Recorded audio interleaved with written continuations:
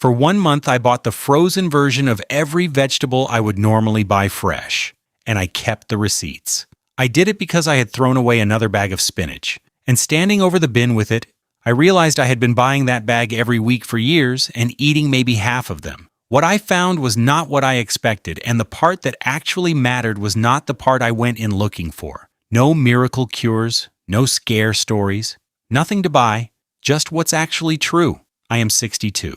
I am going to compare the two of them properly on 3 things: what is actually in them, what they really cost, and the one that turned out to matter more than both, whether they get eaten at all. I will tell you now that I did not switch over completely, and I will tell you exactly where fresh still wins because it does. Maybe you have noticed you need a tea towel for jar lids now, and you have stopped pretending otherwise. Maybe you have noticed you write the shopping list and then leave it on the side. Maybe you have noticed you get to the shop and know perfectly well there was a 4th thing on it. I know. I have been doing all 3. I thought that was just age. It wasn't. Not all of it. And the part that isn't is the part worth knowing about because a direction is not a destination, and directions can change. What is actually in them? I will start here because it is what everybody argues about, and because I assumed fresh won this one without a contest. Here's the thing I had never thought about properly. The word fresh describes where a vegetable was bought, not how long ago it was picked. The peas in the freezer were picked and frozen within hours, at the point they were at their best, and then nothing much happened to them afterwards. The fresh peas were picked, put in a crate, driven somewhere, kept in a warehouse, driven somewhere else, put on a shelf under lights, bought by me on a Saturday, and then sat in my fridge until Wednesday because I did not fancy them on Sunday. That is the actual comparison. It was never yesterday's frozen against this morning's fresh. It was this morning's frozen against something that has had a week of traveling and sitting about. The vitamins that fade are the ones that fade with time and light. And time and light is exactly what the fresh ones had more of. So on this dimension, the answer is closer than I expected. And for a few things, frozen came out ahead. But I want to be careful, because there is a version of this argument that goes too far, and I nearly fell into it. Frozen is not magic. It is a way of stopping the clock. And stopping the clock early is genuinely better than stopping it late. That is all it is. And there is a whole category where fresh wins outright, and it is not close.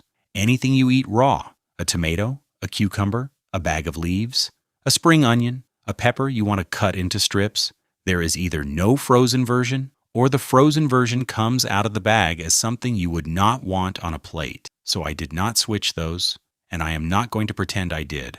The honest verdict on this dimension is that they are much closer than I was raised to believe, with a real edge to frozen on the things that sit in your fridge for days, and a real edge to fresh on anything that never sees a pan, which took me to the second thing, where I was expecting a small difference and found a large one. What they actually cost. This is the one I thought I already knew the answer to, and I had it backwards.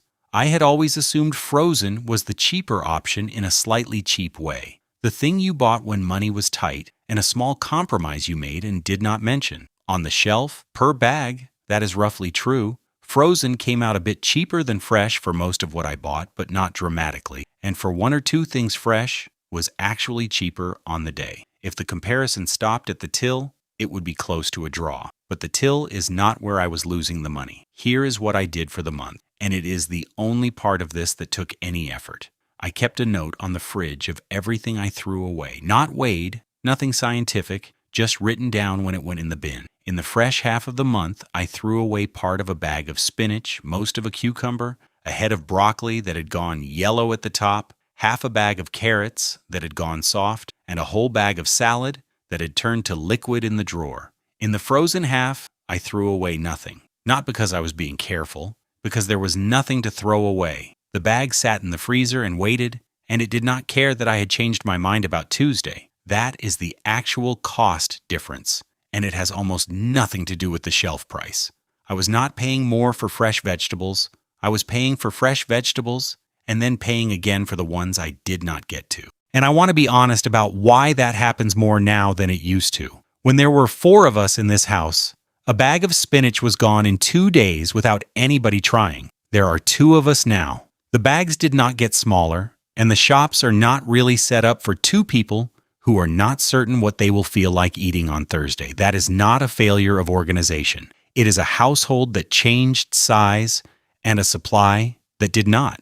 The frozen bag is the only one of the two that is built for the way I actually live now, and that turned out to be the whole story. Which brings me to the thing I did not expect at all: whether they get eaten at all. Now, the one I did not go in looking for, which turned out to be worth more than the other two put together. In the frozen half of the month, I ate more vegetables.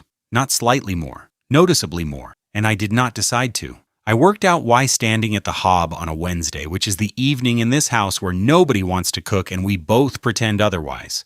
With fresh, a portion of vegetables is a project. It has to still be good, which means checking. It has to be washed, trimmed, the bad bit cut off, the yellow leaves picked out.